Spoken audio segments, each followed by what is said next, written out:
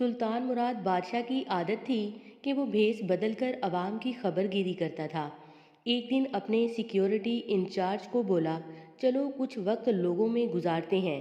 शहर के एक किनारे पर पहुंचे तो देखा एक आदमी गिरा पड़ा है। बादशाह ने उसे हिला कर देखा तो वो मर चुका था। लोग उसके पास से गुजर कर जा रहे थे। बादशाह ने लोगों को आवाज़ दी, इधर आओ भाई। लोग जमा हो गए और वो बादशाह को पहचान ना सके। लोगों ने पूछा, क्या बात है? बादशाह ने कहा, आदमी मरा पड़ा है, इसको किसी ने क्यों नहीं उठाया?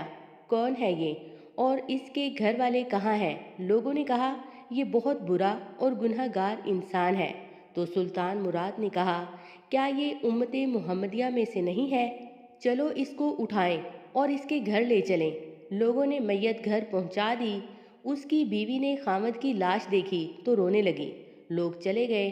बादशाह और उसका सिक्योरिटी इंचार्ज वहीं औरत का रोना सुनते रहे। औरत कह रही थी, मैं गवाही देती हूँ, बेशक तू अल्लाह का वली है और नेक लोगों से है। सुल्तान मुराद बड़ा मुतजब हुआ। ये कैसे हो सकता है?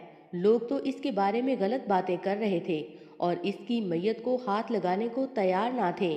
उसकी बीवी ने कहा, मुझे भी लोगों से यही तवक्का थी।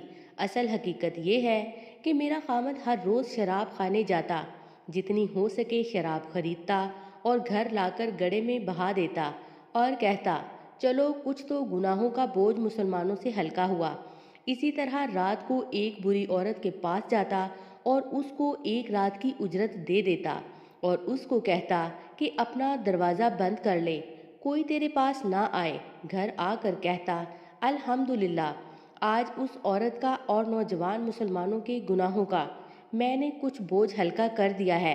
लोग इसको उन जगहों पर आता जाता देखते थे। मैं इसे कहती थी कि याद रख, जिस दिन तू मर गया लोगों ने तुझे गुस्ल देना है, ना तेरी नमाज पढ़नी है और ना तुझे दफनाना है। वो मुस्कुरा देता और मुझसे कहता कि घबरा मत, तू देखेगी कि मेरा जनाजा वक्त का बादशाह उल्मा और औलिया पढ़ेंगे।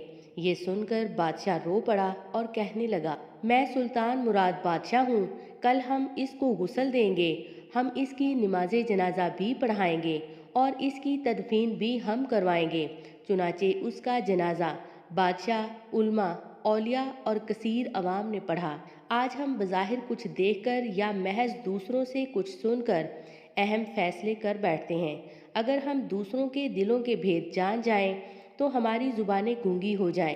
खुदारा किसी को गलत समझने से पहले देख लें कि क्या वो ऐसा है भी कि नहीं। मुझे इस वाक़या की सच्चाई मालूम नहीं है, लेकिन जो भी कहा और लिखा है हमारी भलाई के लिए ही है। आखिर हम दूसरों की गलतियों पर जज क्यों बन जाते हैं?